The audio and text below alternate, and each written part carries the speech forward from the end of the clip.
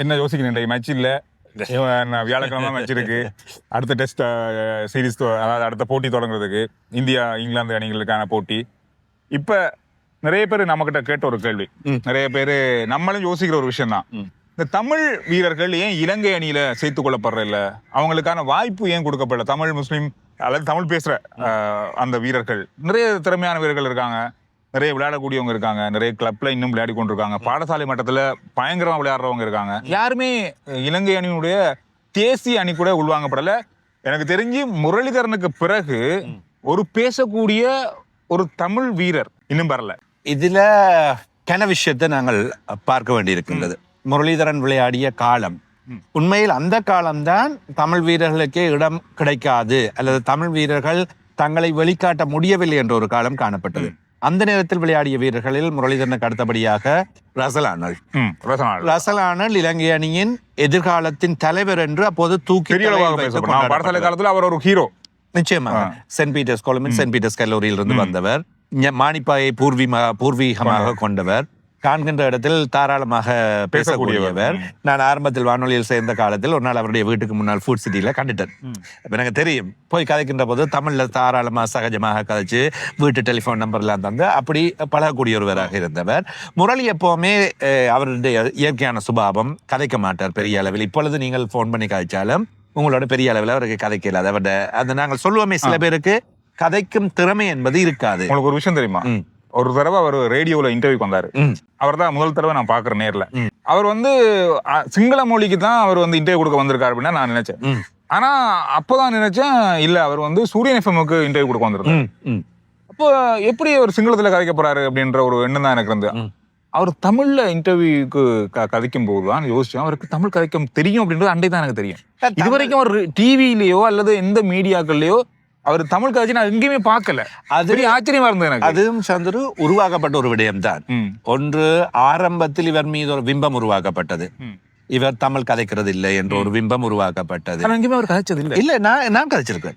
எனக்கு பொதுவா மீடியா நிகழ்ச்சிகள் என்னென்றால் ஆரம்பத்தில் அந்த பிம்பம் உருவாக்கப்பட்டதும் அதன் பின்னர் அதை அவர் தவிர்க்க தொடங்கிவிட்டார். அல்லது வார்த்தைகளை விடும்போது சில வேளைகளில் வார்த்தைகள் அவரிடமிருந்து வேறு விதமாக வந்து அர்த்தம் மாறிவிடும். அடுத்தது என்னை பொறுத்தவரையில் நான் நினைக்கின்ற ஒரு காலம், அந்த நேரத்தில் தமிழில் கதைத்தால் எங்களுடைய கேள்வி எங்கே நோக்கி இறுதியில் போகும், விளையாட்டை கொண்டு போய் நாங்கள் அரசியலுக்குள் புகுத்துகின்ற ஒரு விடயத்தை செய்வோம். ஊடகத்துறையில் உள்ளவர்கள் செய்வார்கள். எனவே விளையாட்டை விளையாட்டாக பார்ப்பது இல்லை. எனவே அப்படியான பதில்களை சொல்லி மாட்டிக்கொள்வது அல்லது அவருக்கு அவற்றுக்கு பதில் சொல்ல தெரியாது, அந்த மாதிரியான விஷயங்கள் இருக்கும். அண்மையிலும் சில சர்ச்சைகளில் தான் மாட்டிக்கொண்டார் என்றால் அவருக்கு பதில் சொல்ல தெரியாது. அப்ப 2007 உலக கிண்ணம் நிறைவடைந்து வருகின்றார்கள். நான் விமான நிலையத்துக்கு சென்றிருந்தேன் வரவேற்பிற்காக சூரியனில் இருக்கும்போது. எனவே அங்கே சென்று அவரை நேரில் காணும் போது சூரியனுக்காக தமிழில் நேரடியாக இணைக்கப்பட்டு விட்டது தொலைபேசி அழைப்பு.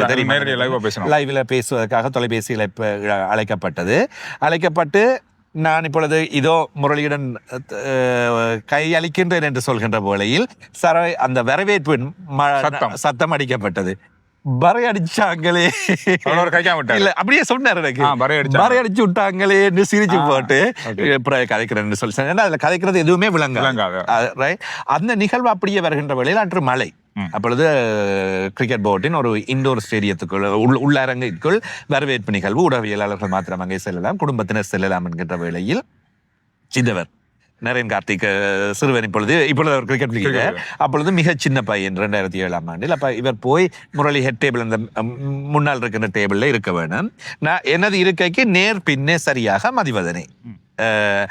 எனவே இந்த குறும்பு பையன், சரியான குறும்பு பையன் முரளி போய் அரியணை கொடுத்து கொண்டிருக்கிற வேளையில் மதிவன் ரொம்ப கரைச்சல் கொடுக்குறான், இவனை கொஞ்சம் வச்சிருங்க. இப்படி எல்லோருமே சகலரும் கிரிக்கெட் வீரர்கள் சகலருமே இருக்கின்ற வேளையில் மிகுந்த சத்தமாக தமிழ் பேசினார். அந்த இடத்தில் மனைவியுடனான கலந்துரையாடல் முழுவதுமாகவே தமிழில் இருந்தது. தன்னுடைய மகனோடு தமிழில் கதைக்கின்றார். ஆங்கிலமோ சிங்களம் கூட அந்த இடத்தில் வளைந்து திணிக்கவில்லை என்பதை நேரடியாக பார்த்தேன். நான் சந்தித்த சில தருணங்களில் அவரோட தமிழில் கதைத்திருக்கின்றேன். அவரிடம் எப்பொழுதாவது நாங்கள் இன்டர்வியூ அப்படியான விடயங்கள் கேட்டால் இல்ல வேண்டாம் நான் செய்யறது இல்ல. ஒரு தடவை சொல்லியிருந்தார், நான் இன்டர்நேஷனல் மீடியாஸுக்கு மட்டும்தான் பேசுவேன், லோக்கல் மீடியாஸுக்கு பேச மாட்டேன். சில என்ன காரணமா இருக்கும்? நம்ம காரணங்கள் இருந்தது. கிரிக்கெட் போர்டு அந்த நேரங்களில் சில இடங்களில் கட்டுப்பாடுகள் இருந்தன. சில வேளைகளில் நான் சொன்னது போன்று முரளி அந்த விஷயங்களை தமிழ் பேச போயிட்டு சில ஊர்ல சொல்லுவாங்க, தன்னறியா சிங்களம் தன் புரடிக்கு சேதம்னு சொல்லுவாங்க, ஒரு பழமொழி சொல்லுவாங்க. அப்படி இருக்கலாம். எனவே முரளியின் காலம் அப்படி போய் முடிந்தது. பின்னர் ரசல் ஆர்னால்டின் கடைசி காலம் அநேகமாக கிரிக்கெட் தெரிந்தவர்களுக்கு தெரியும். அவர் தன்னால் தான் கேட்டுக்கொண்டது. அவரிடமிருந்த சில டிசிப்ளின் இல்லாத சில விடயங்கள் அல்லது சில காரணங்களினால் அவருடைய கரியர் கொஞ்சம் கொஞ்சமாக தேய்ந்தது. எனவே அதன் காரணமாக அவர் இல்லாமல் போனார். பர்வீஸ் மஹ்ரூப் தமிழ் பேசுகின்ற ஒரு வீரராக இலங்கைக்கு தாராளமாக சாதித்தவர். இப்பொழுதும் நன்றாக பேசுவார். நான் அவரோட ஒரு நேர்முக இன்டர்வியூ ஒன்று தமிழில் கேட்டேன். தமிழ்ல சிங்களத்தில் கூடுதலாக கதைப்பார் அல்லது இங்கிலீஷ்ல கதைப்பார். தமிழ் கஷ்டம் தெரியும் தானே, சிங்களங்கள் அந்த தமிழ் வரும்னா பரவாயில்ல, அது கதையுங்க, அதை என்ஜாய் பண்ணுவாங்கன்னு சொல்லி ஒன்று எடுத்திருந்தேன்.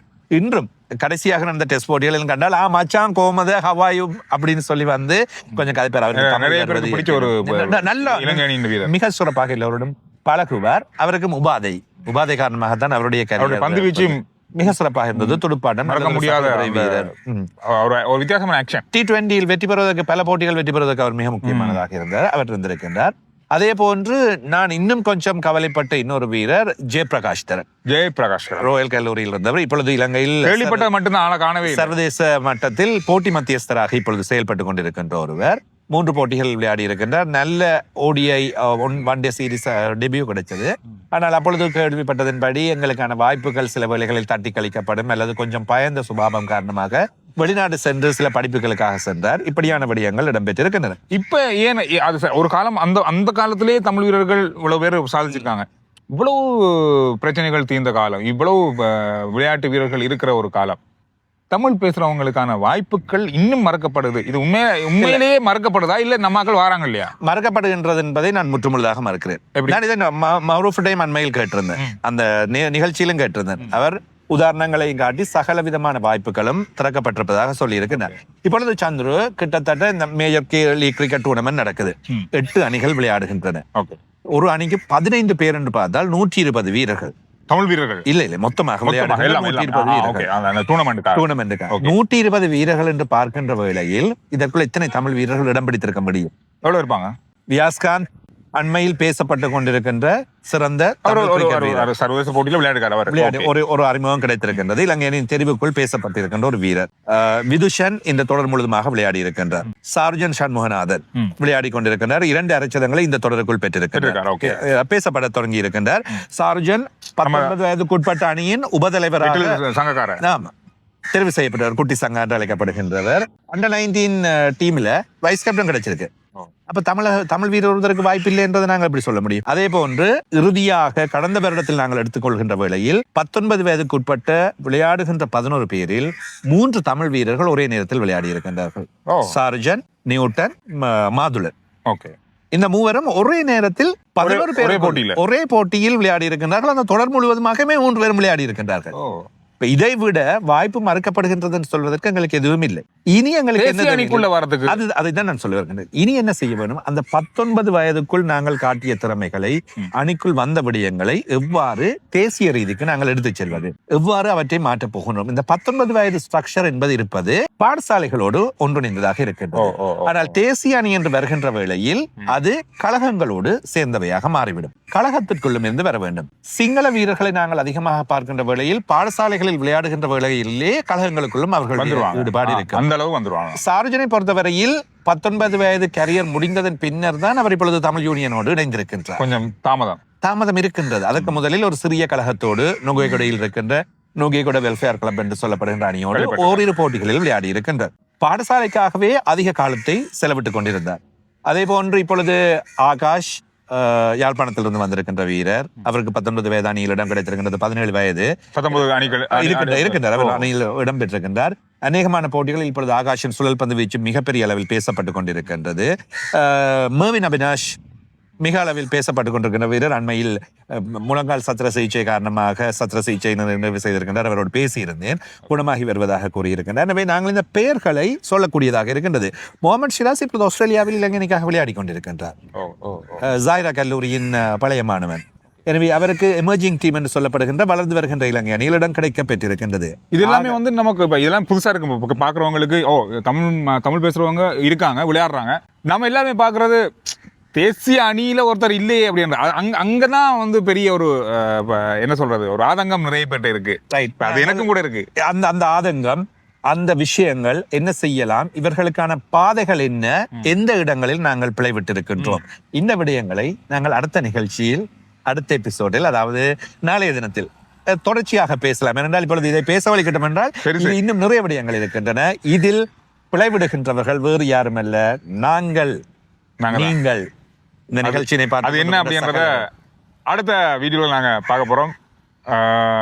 இந்த மாதிரி பல விஷயங்கள் இருக்கு இலங்கையினுடைய கிரிக்கெட்ல. அதிகமா தமிழ் பக்கமா நம்ம ஆதங்கப்படுற பல விஷயங்கள் இருக்கு. அடுத்த வீடியோவில் சந்திக்கலாம், மீண்டும் பேசலாம். நன்றி, வணக்கம்.